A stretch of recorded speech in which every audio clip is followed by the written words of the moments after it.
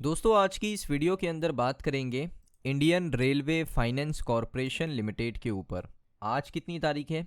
आज है 5 फरवरी 2026। आज के सेशन में आप देखोगे मार्केट के अंदर भी आपको करेक्शन देखने को मिल रहा है और IRFC के अंदर भी आपको करेक्शन देखने को मिल रहा है 1.08% का। अब यहाँ पर IRFC को लेकर दोस्तों एक बड़ी खबर आ रही है। हमारे जो रेलवे मिनिस्टर है अश्विनी वैष्णव सर, उनको लेकर काफ़ी बड़ा अपडेट आ रहा है, तो मैं आपके साथ शेयर कर देता हूँ। यहाँ पर आप ध्यान से देखोगे तो उनसे यहाँ पर एक इंटरव्यू के सेशन में एक पूरा इंटरव्यू है, उनसे सवाल पूछे गए, उन्होंने उसका रिप्लाई दिया है और बहुत सारे की इम्पॉर्टेंट सवाल पूछे गए जिससे IRFC का भी रिलेशन है। तो ये वीडियो ध्यान से देखो, अश्विनी वैष्णव का पूरा इंटरव्यू इस वीडियो में कवर करेंगे। देखिए उनसे क्या क्या पूछा गया, मैं आपको एक एक करके बताऊंगा, लेकिन सबसे पहले आप देख सकते हो इस अपडेट का हेडलाइन अगर आप देखोगे, 7 नए कॉरिडोर बनने वाले भारत में। इंडिया विल बी 100% आत्मनिर्भर इन मेकिंग बुलेट ट्रेन, यानी इंडिया यहाँ पर आत्मनिर्भर बन के बुलेट ट्रेन बनाएगा। ये किसने कहा? Union minister for railway Ashwini Vaishnaw. अब अश्विनी वैष्णव सर का यहाँ पर मैं आपको रिप्लाई दिखा देता हूँ, एक एक सवाल उनसे पूछा गया है। सबसे पहले आप देख सकते हो उन्होंने कहा कि 7 हाई स्पीड रेल कॉरिडोर बनेगा, जो कि लेटेस्ट बजट के अंदर अनाउंस किया। इंडिया अपनी खुद की ओन बुलेट ट्रेन यहाँ पर देखने को मिलेगी आपको, यूनियन मिनिस्टर ने कहा। उसके बाद उन्होंने कहा कि इंडिया की पहली बुलेट ट्रेन का जो प्रोजेक्ट है वो मुंबई टू अहमदाबाद है, जिसमें हाई स्पीड रेल यहाँ पर अंडर कंस्ट्रक्शन है। सरकार मुंबई पूना और पुणे हैदराबाद, हैदराबाद बेंगलोर, हैदराबाद चेन्नई, चेन्नई बेंगलोर, दिल्ली वाराणसी, वाराणसी सिलीगुड़ी, यहाँ पर भी हाई स्पीड रेल कॉरिडोर बनाने वाला है। तो बुलेट ट्रेन यहाँ पर भी आपको देखने को मिल सकती है। उसके बाद देखोगे इंडियन रेलवेज यहाँ पर समझ चुका है कि इसकी कॉम्प्लेक्सिटी क्या है, हाई स्पीड रेल सिस्टम किस तरीके से चलाया जाता है, कैसे इंप्लीमेंट किया जाता है, ये सारी चीज़ें हम लोग समझ चुके हैं। अब उनसे सवाल पूछा गया, ध्यान से देखो। सबसे पहला सवाल पूछा गया कि what was the rational behind choosing the 7 corridor for the next phase of the bullet train project.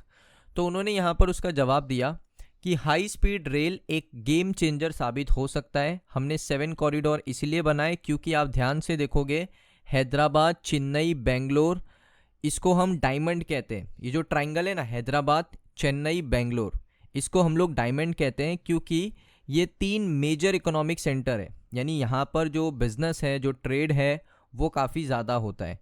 और इनको कनेक्ट करना, इसका मतलब है कि कनेक्टिविटी को इम्प्रूव करना, बिजनेस को आपस में कनेक्ट करना, और साथ ही साथ यहाँ पर नए डेवलपमेंट्स आपको देखने को मिलेंगे इन सभी कॉरिडोर्स के अंदर।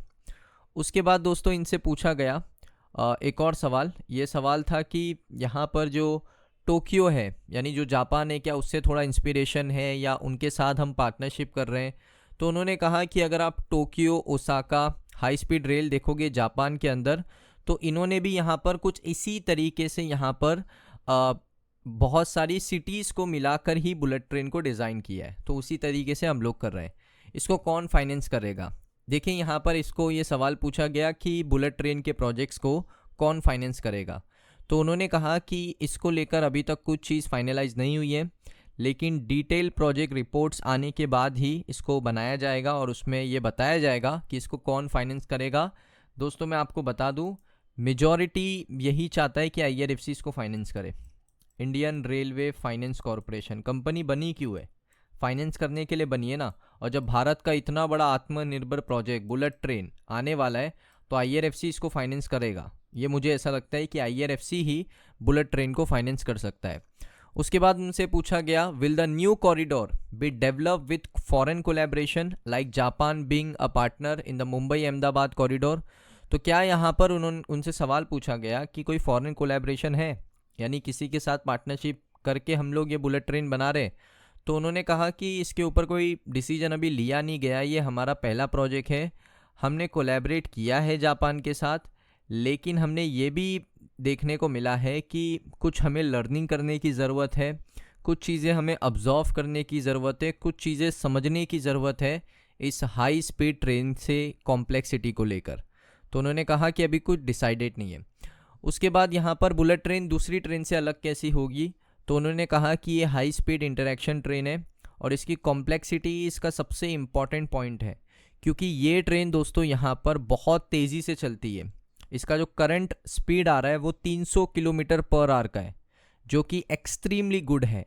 उसके साथ जो डिज़ाइन है ट्रेन का, वो यहाँ पर बुलेट ट्रेन का जो डिज़ाइन है वो बनाई है कि वो तेज़ चल सके और पैसेंजर को, अंदर जो बैठे हुए पैसेंजर है उनको दिक्कत ना हो।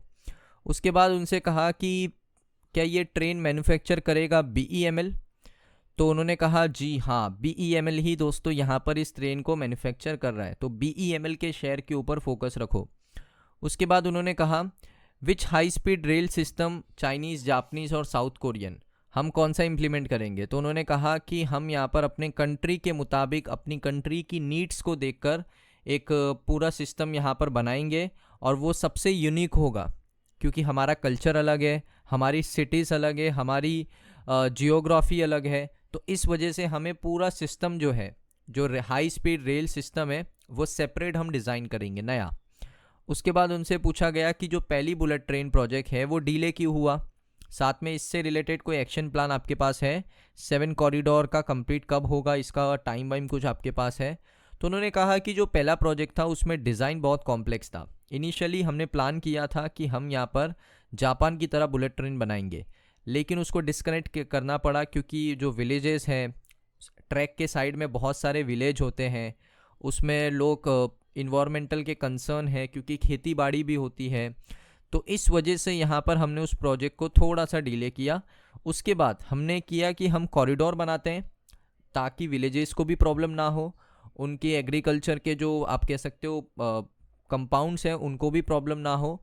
तो इस वजह से हमने ये सोचा कि कॉरिडोर्स बनाकर बुलेट ट्रेन को चलाना बेस्ट होगा इंडिया के अंदर, तो इस वजह से हमने इसको डिले किया था। उसके बाद दोस्तों यहाँ पर उनसे पूछा गया कि लैंड एक्विजिशन क्या एक हर्डल है इस प्रोजेक्ट का, यानी ज़मीनों को एक्वायर करना? तो उन्होंने कहा डेफिनेटली ये बहुत बड़ा फैक्टर है और मुझे लगता है, मैं कॉन्फिडेंट हूँ कि जितने भी स्टेट्स हैं वो हमें सपोर्ट करेंगे, क्योंकि हम यहाँ पर लोगों के लिए कुछ ऐसी चीज़ लेकर आ रहे हैं जो वो डिज़र्व करते हैं और उनकी डिज़ायर भी है कि भारत में भी होना चाहिए बुलेट ट्रेन। उसके बाद उन्होंने कहा कि जो DPR है 7 प्रोजेक्ट्स का, क्या उसमें बर्नर बैक हो सकता है? तो उन्होंने कहा नहीं, ऐसा कुछ नहीं होने वाला, प्रोजेक्ट्स बेस रहेगा अर्लियर DPR के ऊपर। जो थिंकिंग है इसके पीछे वो यही है कि हम एक प्रोजेक्ट को हम एक समय पर करेंगे, और उसके साथ साथ जो हमारे कंट्री इतनी इम्पॉर्टेंट है, क्योंकि हमें क्या करना है, प्रोजेक्ट्स को बहुत ही फोकसली बनाना है, क्योंकि ये बहुत रिस्की प्रोजेक्ट भी है बुलेट ट्रेन, तो इसको बहुत अच्छे तरीके से डेवलप करना है। उसके बाद उन्होंने कहा कि इसमें बहुत ही मेजर सिटीज़ इन्वॉल्व होगी आने वाले समय में। अभी तो सिर्फ मुंबई, अहमदाबाद, उसके बाद दिल्ली, जो मेजर इकोनॉमिक कॉरिडोर्स है वो सारे इसमें लिंक होंगे, तो उन्होंने ये कह दिया है। अब उनसे पूछा गया कि हमारा जो पहला प्रोजेक्ट है बुलेट ट्रेन का, क्या उसका कॉस्टिंग बढ़ा है, क्योंकि पहले 1,08,000 करोड़ था, उससे 1.98 लाख करोड़ हो चुका है, क्या ये how will bit be finance? तो उन्होंने कहा कि अभी वो डिसाइड नहीं हुआ है। बेनिफिट्स क्या है दोस्तों डेडिकेटेड फ्रीट कॉरिडोर से, मैंने आपको ऑलरेडी बता दिया। तो ये सारे उनसे सवाल पूछे गए और उन्होंने उसका रिप्लाई दिया। अब देखिए, ओडिशा को यहाँ पर मिल चुका है 10,928 करोड़ रुपए एज अ बजट के तौर पे कि ओडिशा के अंदर डेवलपमेंट हो। महाराष्ट्र को आप देख सकते हो 23,926 करोड़ रुपए मिल चुके हैं कि वो रेलवे सेक्टर का मेक ओवर कर सकें।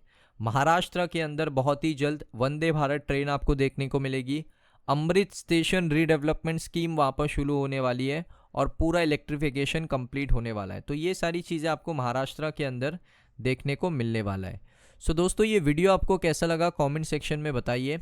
अगर आपको वीडियो अच्छा लगा वीडियो को लाइक करें। मिलता हूँ नेक्स्ट वीडियो के अंदर।